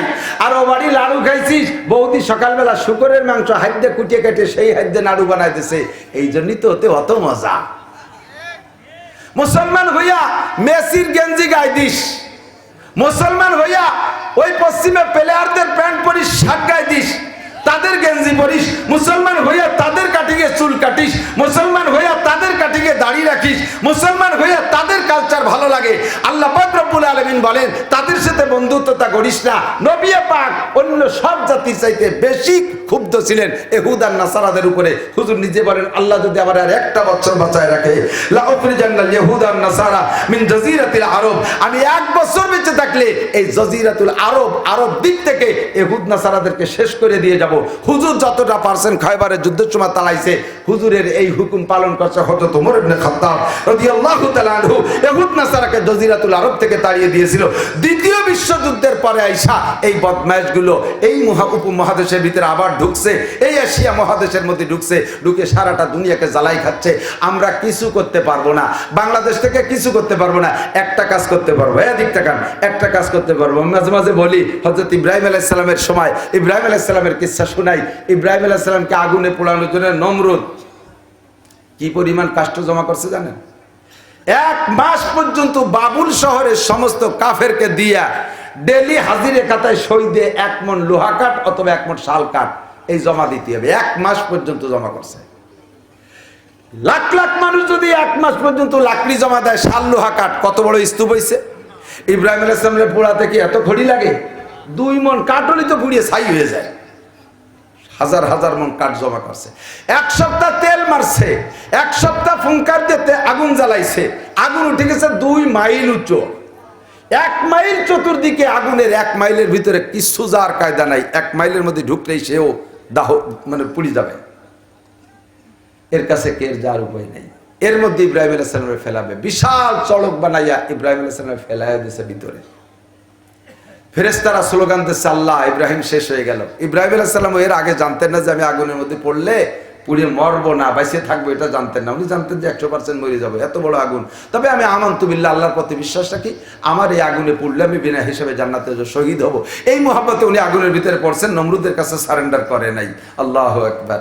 তো দোস্ত, যখন আগুনের ভিতরে ফেলাই দিচ্ছে, ফেরেশতারা স্লোগান দিচ্ছে, বাহিরের থেকে অনেক কাফের পর্যন্ত ওনার সহমর্মিতায় উনি দেখানোর চেষ্টা করতেছে, স্লোগান দিচ্ছে। যেমন দেখেন না, এই ইসরায়েলের ভিতরে ইসরায়েলের ইহুদিরা ফিলিস্তিনের পক্ষে মিছিল দিচ্ছে। এইভাবে মারা তো সহ্য করা যায় না। ছোট ছোট পোলা পান্ডে বোমা মারিয়ে পুঁটি মাছ ভাজার মতো ভেজে ফেলাইছে। আইসিইউতে দেশে সে জায়গা কারেন্ট বন্ধ করে দিচ্ছে, বাঁচার কি উপায় আছে?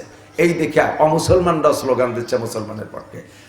নমরুদের কাফেররাও ইব্রাহিম আলাইহিস সালামের পক্ষে কাঁদতেছে। একটা ব্যাঙ আল্লাহর কাছে তো অনুমতি চাইছে, আল্লাহ কেউ তো দেখতেছি না যে তোমার ইব্রাহিমের আগুন একটু নিবেবে, আমারও অনুমতি দিলে আমি একটু চেষ্টা করে দেখতাম। ব্যাঙ আল্লাহ কয় তোর কাছে কি ফায়ার সার্ভিস আছে? তোর কাছে কি দমকল আছে? তুই কি দিয়ে নিবেবি? এত বড় আগুন দেখছিস? আল্লাহ নাই কিছু পারবো না, তবে আমার চেষ্টা তো আমি করতে পারি। তুমি যদি আমারে অর্ডার করো যে এই আরব সাগরের পানি সেচে ফেলা, আমি পারি না পারি, চেষ্টা তো করতে পারি। পেট ভরে খাইয়ে নিয়ে উপরে ঢেলে দেবো, পেট ভরে খেয়ে নিয়ে উপরে ঢেলে দেবো, এটুকভাবে তো চেষ্টা করতে হবে। হ্যাঁ তা পারো। তাই আমি একটু চেষ্টা করি। পেট ভরে পানি খেয়ে কিছুক্ষণ অপেক্ষা করছে, আর পেটের ভিতরে পানি যখন পেশাবে পরিণত হয়ে গেছে, দূরের থেকে জাম করে 3 বার পেশাব করে দিছে। এই পেশাব আগুনের কাছেও যায়নি, কারণ 1 মাইলের মধ্যে কের যার কায়দা নেই। ব্যাঙ্গের পেশাব কি 1-1.5 মাইল যায়? এ কি ক্ষেপণাস্ত্র যে দূরিতে প্যাট্রিয়েট মারিয়ে দিয়েছে, গাজাইতে যাইয়ে ইসরায়েলের মাঝখানে পড়ি? তো ব্যাঙ্গের পেশাব 1 থেকে 1.5 হাত দূরে গেছে। ব্যাঙ্গের পেশাবে ইব্রাহিম আলাইহিস সালামের 1 পয়সার উপকার হয় নাই, নমরুদের আগুনের 1 পয়সার ক্ষতি হয় নাই। ফাঁকে ব্যাং ইব্রাহিম আলাইহিস সালামের পক্ষপাতিত্ব করার কারণে আল্লাহ তাআলা ব্যাংরে পুরস্কার দিয়ে দিয়েছে। ব্যাঙের পর খুশি হয়ে গেছে। আল্লাহ কয়, ও ব্যাং, কেউ আমার ইব্রাহিমের পক্ষে নাই, তুই একা আমার ইব্রাহিমের পক্ষে, যা পারছিস চেষ্টা করেছিস, আমি তোরে 3টে পুরস্কার দিলাম। 1 নম্বর পুরস্কার, তোর পেশাবের মধ্যে আমি বরকত দিয়ে দিলাম, জীবনে তোর পেশাবে কম পড়বে না। এক রাত্রি ব্যাঙের গায়ে যদি 100 বারও লাথি লাগে, দেখবেন যে 100 বার পেশাব করে, ফাঁকেও পানি খেয়ে আসে না। ব্যাঙের সাথে কি মামপানির বোতল আছে নাকি? লাথি লাগবে আর পেশাব করতে, তাহলে তাকে রাতবার পেশাব করবে, তবুও পানি খাওয়া লাগে না। তোর পেশাবের মধ্যে বরকত দিয়ে দিলাম, 1 নম্বর পুরস্কার। 2 নম্বর পুরস্কার, তোর পেশাবে আমি পবিত্র ঘোষণা দিলাম। মানুষের পেশাবও না পাক, আরে সাহাবায়ে কিরামদের পেশাবও না পাক, তাবেঈনদের পেশাবও না পাক, আবু হানিফা, শাফি, আহমদ, মালিকের পেশাবও না পাক, বুখারী, মুসলিম, তিরমিজির পেশাবও না পাক, সরমুনার পেশাবও না পাক, হাটাজারির হুজুরের পেশাবও না পাক, আমাকে সব মৌলবীর পেশাব না পাক, খালি আপনাকে পেশাব পাক। সবার পেশাব না পাক। আল্লাহ ব্যাংরে কয় তোর পেশাবরে আমি পাক ঘোষণা দিলাম, তোর পেশাব পবিত্র। রাতের বেলায় বা যে কোনো সময় ব্যাংকে যদি আপনার গা ভরে পেশাব করে দেয়, কাপড়ে লাগে আর গায়ে লাগে, ওই পেশাব ধোয়া লাগবে না, আপনি অজু বানায় নামাজ পড়বেন। আল্লাহ ব্যাংরে পুরস্কার দিচ্ছে 2 নম্বর, তোর পেশাবরে পবিত্র ঘোষণা দিলাম। 3 নম্বর পুরস্কার, অনার্থক যদি কেউ একটা ব্যাংরে মাইরা ফেলে, যেই ব্যাংকে কোনো ক্ষতি করে না, এমন একটা ব্যাংরে যদি কেউ কালি কালি মেরে ফেলে, তাতে যে গুনাহ হয়, ওই গুনাহ মোচনের জন্য একটা খাসি কাফারা দিতে হবে, একটা খাসি কাফারা দিতে হবে। ও ব্যাং, তোর মর্যাদা দিলাম, তোরে মেরে ফেললে একটা খাসি কাফারা দিতে হবে। বন্ধুরে আবে দরিয়ারা আগারানা তো আকাশিন হাম্বা কদরে তেশনেগি বায়াত শাসিন। আমি কিছু করতে না পারি, কমপক্ষে আমি যতটুক পানি পান করতে পারি ততটুক সাগরেতে পান করব, তাতে সাগরের পানি কুমুক আর না পাক কুমুক, আমার চেষ্টাটা অব্যাহত রাখবো। বাংলাদেশ থেকে স্লোগান দেব, মিটিং মিছিলে অংশগ্রহণ করব, আমরা একটু নিন্দা জানাবো। এতে নমরুদের কি বলা হয়, সেই ইসরায়েলের 1 পয়সার ক্ষতি হবে না, ফিলিস্তিনের কোনো উপকারও হবে না, কিন্তু আমাদের দাম আল্লাহর কাছে বাইরে যেতে পারে কি পারে না? যারা কয় মৌলভীরা এই জায়গাতে লাফাই ফেলায় কি হবে, দাতাল তুই যা ওই জায়গা। ব্যাংক যদি একটু পেশাব করিতে 3 পুরস্কার পাতি পারে। আমি মুসলমান, তবে আমাদেরকে যদি মাননীয় সরকার মহোদয় রাস্তা খুলে দেয় ফিলিস্তিনে যাওয়ার, যাইতে রেডি? রেডি? সত্যি রেডি? বক্সিনের সাথে তকবীর, এই আঙ্গুলের মলিতে নরম নরম ভাব, বক্সিন হলো শক্তির প্রতীক। নারায়ে তাকবীর, আল কুরআনের আলো, আল হাদিসের আলো, বিশ্বের মুসলিম এক হও, জিহাদ করো। জো বাইডেনের দালালরা, নেতানিয়াহুর দালালরা, নেতানিয়াহুর 2 গালে ফিলিস্তিন ফিলিস্তিন জিন্দাবাদ জিন্দাবাদ, বাইতুল মুকাদ্দাস বাইতুল মুকাদ্দাস, ফিলিস্তিনের মুসলমান জিন্দাবাদ জিন্দাবাদ, ফিলিস্তিনের মুসলমান জিন্দাবাদ, ইসরায়েলের ইহুদি নিপাত যাক নিপাত যাক, ইসরায়েলের ইহুদি ইসরায়েলের ইহুদি, নারায়ে তাকবীর, আল্লাহু আকবার। আল্লাহ কিছু করতে পারি না, একটা স্লোগান পাঠাই দিছি। ব্যাংরে যদি তুমি পুরস্কার দিতে পারো, আমাদেরকে তুমি পুরস্কার দিও। রাস্তা খুলে দিলে যাবেন তো ইনশাআল্লাহ? রেডি? এখনই আল্লাহ কবুল করুক, বলেন আমিন। আল্লাহ, আমার সরকার আমার পক্ষে আছে, এবারে ওয়াজ করলেই জঙ্গি কবে না। ইসরায়েলের বিপক্ষে যারাই ওয়াজ করে, মানে যুদ্ধ করে, আমেরিকা আলা তাদেরকে জঙ্গি কয়। কতক্ষণ? ইসরায়েল আর আমেরিকার বিপক্ষে যারাই কথা বলে জিহাদের কথা, তাদেরকে আমেরিকা আলা শুরু উঠে দেয়, এরা জঙ্গি। দেখেন না, হামাস আলাকে জীবন ভরে মারছে, তারা কটা ঢিল মারছে, তাতে ইরা বলে জঙ্গি, আর ওরা 10,000 মারতেছে, বোমাইতে মারি ফেলালো, তাতে জঙ্গি না। এবার ইসরায়েলের বিপক্ষে যারাই কথা বলবে ফিলিস্তিনের পক্ষে, তারা জঙ্গি। আমার বাংলাদেশ সরকারও ফিলিস্তিনের পক্ষে, কাজেই বাংলাদেশ সরকারও জঙ্গি। একদিন আমরা একা জঙ্গি ছিলাম, এবার সরকারও জঙ্গি। নারায়ে তাকবীর, কোনো টেনশন নাই, আমরা কিছু করতে পারবো না। ইসরায়েলের সব পণ্য পরিহার করতে পারবো, প্রতিজ্ঞা করতে পারবেন ইনশাআল্লাহ? পারবেন ইনশাআল্লাহ। যতটুক সুর উঠছে তাতেই ইসরায়েলের অর্থনীতিতে গতকালকে পর্যন্ত 11% ধস নামছে। আমি এখান থেকে একটা 7 আপ খাবো, একটা 7 আপ 25 টাকা। বিশ্বে যদি 1 কোটি 7 আপ বিক্রি হয়, তাহলে 25 কোটি টাকা। এই 25 কোটি টাকায় সর্বনিম্ন 7 আপ বানাতে কিচ্ছু খরচ না। ওর কোম্পানির সাথে আমার, মানে আরো যে পানীয় বানায় তাকে সাথে আমার খুব সম্পর্ক, আমি জানি বানানোর সময় এর 1 বোতল 25 টাকা যেটা বিক্রি হয়, বানাতে হলো 5 থেকে 6 টাকা খরচ, আর সবই লাভ। চুনসুটা বানি বুনি দিয়ে যা বানায়, ওতে মাত্র 5 থেকে 6 টাকা খরচ, বোতল বোতল সব সহ, আর বাকি পুরোটাই লাভ। এই টাকা থেকে যদি ধরে নেন 25 টাকায়, 25 কোটি টাকায় 1 কোটি টাকাও যদি লাভ হয়, 1 টাকাও যদি হয়, তাহলে 1 কোটি টাকা, এই 1 কোটি টাকায় দিয়ে যে বোমা বানায়, সেই বোমা মুসলমানদের মাথায় মারে। 1 কোটি ফেয়ার এন্ড লাভলি বিক্রি করলে যদি 1 কোটি টাকা হয়, এই 1 কোটি টাকা মুসলমানদের মারার অস্ত্র বানানোর ফান্ডে জমা হয়। আমি কিছু করতে পারবো না, ফেয়ার এন্ড লাভলি কিনবো না, ঠিক?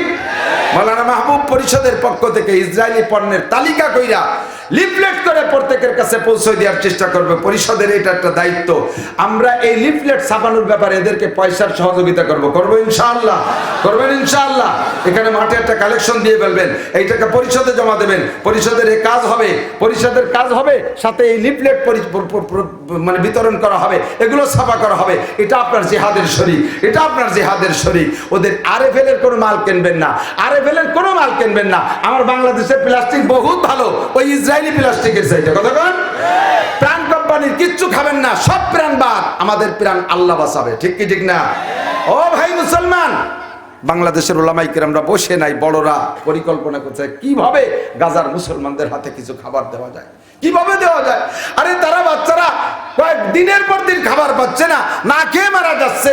মায়ের সামনে বাচ্চা না খেয়ে মারা যাচ্ছে, বাচ্চার সামনে মা না খেয়ে মারা যাচ্ছে। এভাবে মানুষ মারা যাচ্ছে, দিনের পর দিন খাচ্ছে না। আসতে 23-24টা দিন হয়ে যাচ্ছে, আর আমরা একটা অক্ত একটু কম খাইয়া সেই টাকাটা তাদের খাবারের জন্য দিতে পারবো না ইনশাআল্লাহ। পারবেন না ইনশাআল্লাহ। ওলামা পরিষদের কাছে আপনারা টাকা জমা দেবেন ইনশাআল্লাহ। এদের মিডিয়া তৈরি হবে ইনশাআল্লাহ, সেইভাবে আমরা টাকা পাঠানোর চেষ্টা করব।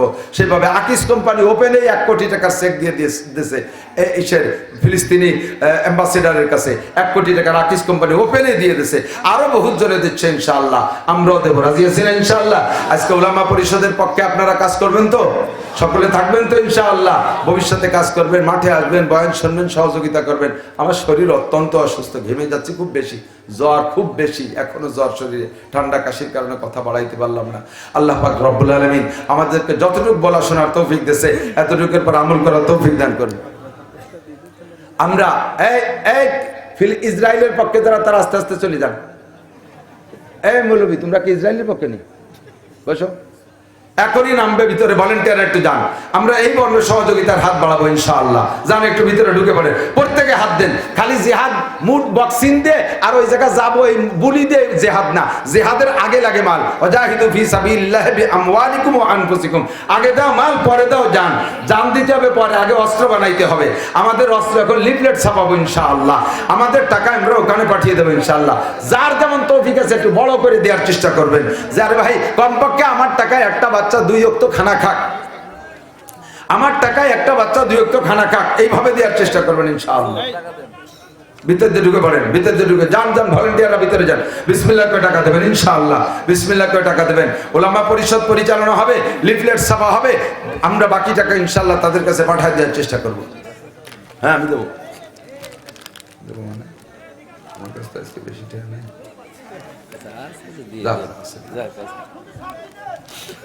আলহামদুলিল্লাহ, আমার গোপালগঞ্জ উলামা পরিষদে আমি 50,000 টাকা দিচ্ছি।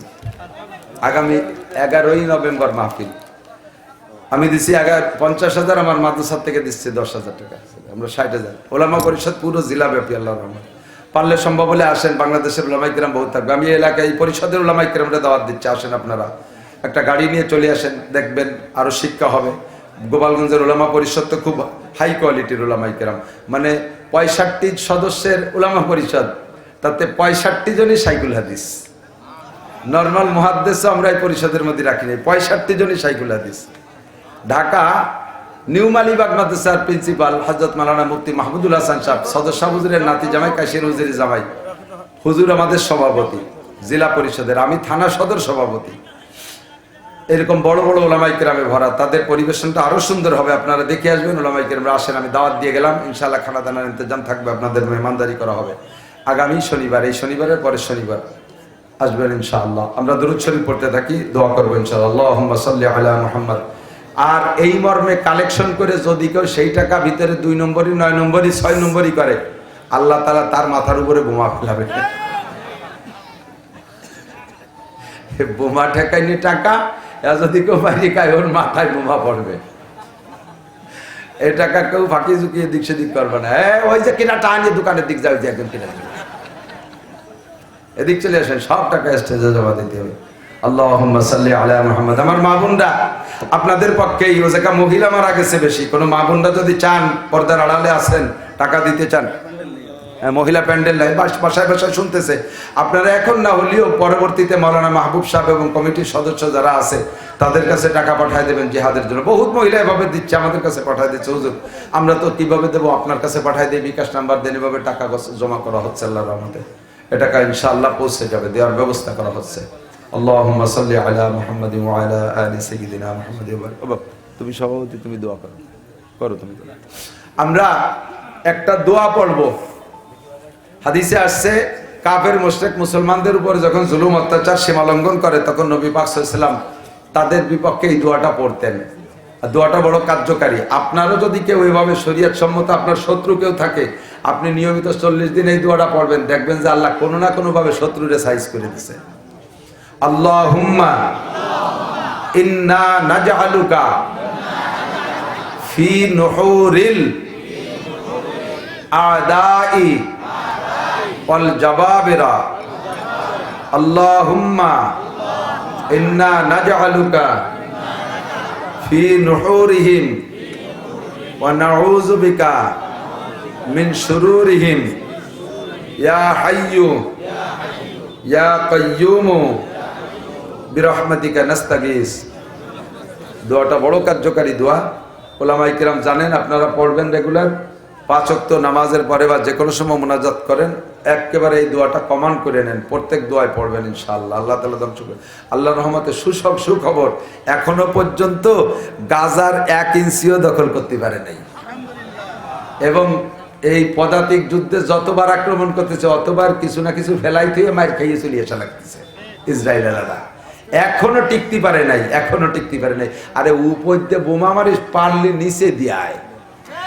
গাজা এলাকা পারলে নিচে দিয়ায়। আমরা তাদেরকে দাওয়াত দেই, গাজা না পারলি বাংলাদেশে ঢোক, বটির কোপ খাইয়ে শেষ হয়ে যাবে। কতক্ষণ বটি দিয়ে কোপাই, আমরা পুরুষ মানুষ রাখবো না, মহিলাকে হাতের বটির কোপ খাইয়ে শেষ হয়ে যাবে।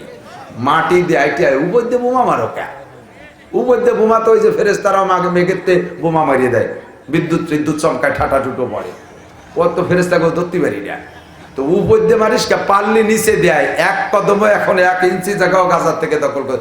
গাজা তো মেলা বড় না, আপনাদের এই চুয়াডাঙ্গা জেলার চাইতেও ছোট, মাত্র 41 কিলোমিটার লম্বা। চুয়াডাঙ্গা জেলা কি 41 কিলোমিটার লম্বা? অনেক বেশি। 41 কিলোমিটার লম্বা, 10 কিলোমিটার চওড়া, একটুক জায়গা সাগরের পাড়ে। এর ভিতরে 23 লক্ষ মানুষ, 23 লক্ষর ভিতরে 10 লক্ষ শিশু, 13 লক্ষ অ্যাডাল্ট, তার ভিতরে 5 লক্ষ বুড়ো, তার ভিতরে আর 6 লক্ষ মহিলা। তাহলে বিটা মানুষই তো থাকে না।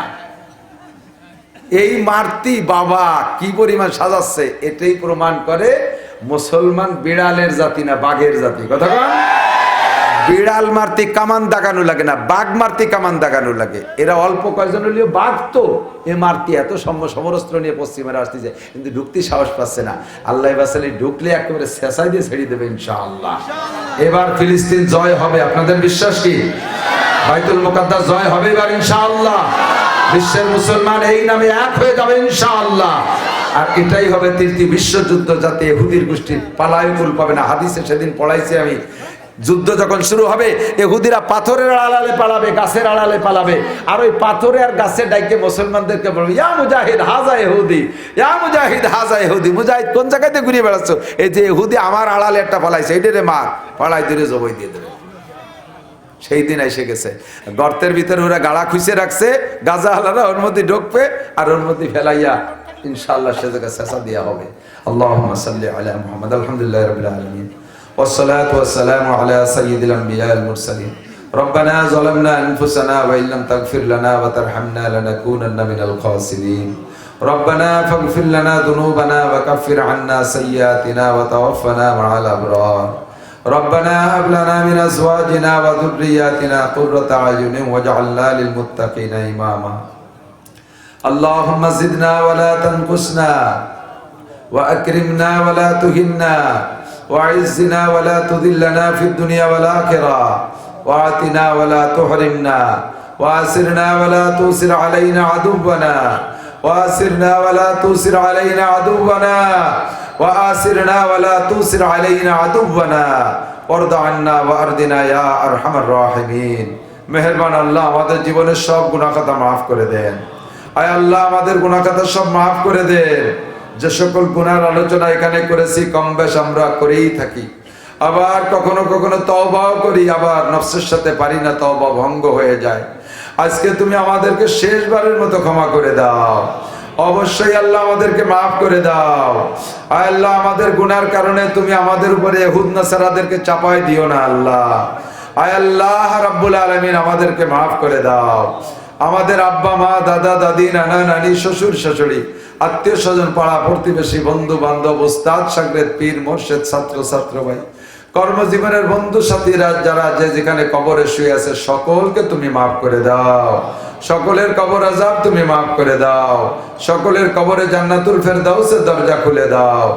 এই এলাকার যত মানুষ শুয়ে আছে কবরে আল্লাহ, আয় আল্লাহ জীবননগর থানায় যত মরহুম মুর্দাকান মুসলমান কবরে শুয়ে আছে সবাইকে তুমি মাফ করে দাও। চুয়াডাঙ্গা জেলার সব মানুষকে মাফ করে দাও। গোটা বাংলাদেশের মরহুম মুর্দাকানদেরকে মাফ করে দাও। আয় আল্লাহ বিশ্বের মুসলমানদেরকে এক ও নেক বানায় দাও। আয় আল্লাহ বিশ্বের মুসলমানদেরকে ঐক্য মঞ্চে আসার তৌফিক দান করো। ফিলিস্তিনের মুসলমানদেরকে বিজয়ী দান করো। বাইতুল মুকাদ্দাসকে ফাতাহ করে দাও। আয় আল্লাহ ইসরায়েলিকে ধ্বংস করে দাও। ইহুদ নাসারাদেরকে ধ্বংস করে দাও। আয় আল্লাহ জো বাইডেনকে এসে ভূমধ্য সাগরের ভিতর দিয়ে জাহাজ পাঠাইছে। আয় আল্লাহ তুমি ফিরাউনকে যেমন দলবল সহ সাগরে ডুবাই দিয়েছিলে, এই আমেরিকান ফিরাউনের সব গোষ্ঠীকে তুমি সাগরে ডুবাই দাও। আয় আল্লাহ তাদেরকে সাগরে ডুবাই দাও। রব্বুল আলামিন জীবননগর উলামা পরিষদকে তুমি কবুল করে নাও। আয় আল্লাহ আমার প্রাণ প্রিয় যুবক উলামায়ে কেরামরা সংগঠন করেছে, মুরব্বীরাও সাথে আছে, এদেরকে তুমি আসমানি সাহায্য করো আল্লাহ। এদের সাথে যারা সহযোগিতার হাত বাড়াইছে সকলকে তুমি কিয়ামতে আনসার সাহাবাদের সাথে জান্নাতি করে দিও। আয় আল্লাহ বদরি সৈনিকদের সাথে কবুল করে নাও। এই উলামায়ে কেরামদের ভিতরে ইত্তেফাক ও ইত্তেহাদ ঠিক রাখার তৌফিক দাও। কোন প্রকারে যেন মতানৈক্য সৃষ্টি না হয়, শয়তান যেন কোনোভাবে ঢুকতে না পারে। আয় আল্লাহ সরকারকে উলামায়ে কেরামের প্রতি সহানুভূতিশীল করে দাও, দরদি বানায় দাও। আয় আল্লাহ সরকারকে উলামায়ে কেরামের পাশে খেদমতে কবুল করে নাও। রব্বুল আলামিন আজকের মাহফিলকে তুমি ভরপুর কামিয়াব করো। আমরা যা কিছু বলেছি শুনেছি সকলকে এরপর আমল করা তৌফিক দান করো। ইহুদি ইসরায়েলি সমস্ত পণ্য, তাদের সমস্ত কাজকে আমাদেরকে বয়কট করার তৌফিক দান করো। আয় আল্লাহ আজকের মাহফিল থেকে যেই 10টা প্রস্তাব দিয়েছে আমার মাহবুব উলামা পরিষদের পক্ষ থেকে, সরকারকে এই 10টা প্রস্তাবই বাস্তবায়ন করার তৌফিক দান করো। আয় আল্লাহ এর সরকারকে এই বাস্তবায়ন করার তৌফিক দান করো। আমাদের মধ্যে যারা অসুস্থ রোগী, আরো অনেক রোগীরা দোয়া চেয়েছে, সব রোগীদেরকে সুস্থ রোগ মুক্ত করে দাও, শেফা দাও, সুস্থ করে দাও। ব্যক্তিগতভাবে আমি অসুস্থ আল্লাহ, তুমি আমাকে এই ময়দানে ব্যবহার করতেছো। এই ময়দানে টিকে থাকার জন্য যে পরিমাণে ইলম, আমল, শক্তি, কণ্ঠ, ভাষার দরকার তা তুমি আমার দান করো। আয় আল্লাহ চলার পথে আমাদের সকলকে হাদেসা, দুর্ঘটনা, অ্যাক্সিডেন্ট, চোর ডাকাত, গুন্ড বদমাশ, শত্রু দুশ্মনের হাত থেকে হেফাজত করো। আয় আল্লাহ উলামায়ে কেরামকে মাঠে ময়দানে মুতাকাল্লিম হিসেবে কবুল করে নাও। বিশেষ করে আমার মাহবুবকে আল্লাহ সারা দেশের জন্য খতিব হিসেবে কবুল করে নাও। ময়দানে তাকে ভালো কথা বলার তৌফিক দান করো। রব্বির হামহুমা কামা রব্বায়ানি সগীরা। পরিষদের সকল উলামায়ে কেরামকে আল্লাহ তুমি ইলমে জাহির ও বাতিন দ্বারা সিনা ভরপুর করে দাও। আয় আল্লাহ মরণ পড়ন চেষ্টা করে তারা এই যে পরিষদ গঠন করেছে এটাকে ঠিক রাখার তৌফিক দান করো। সাল্লাল্লাহু তাআলা আলা খায়রি খালকিহি মুহাম্মাদিন ওয়া আলিহি ওয়া আসহাবিহি আজমাইন বিরহমাতিকা ইয়া আরহামার রাহিমিন। আসসালামু আলাইকুম।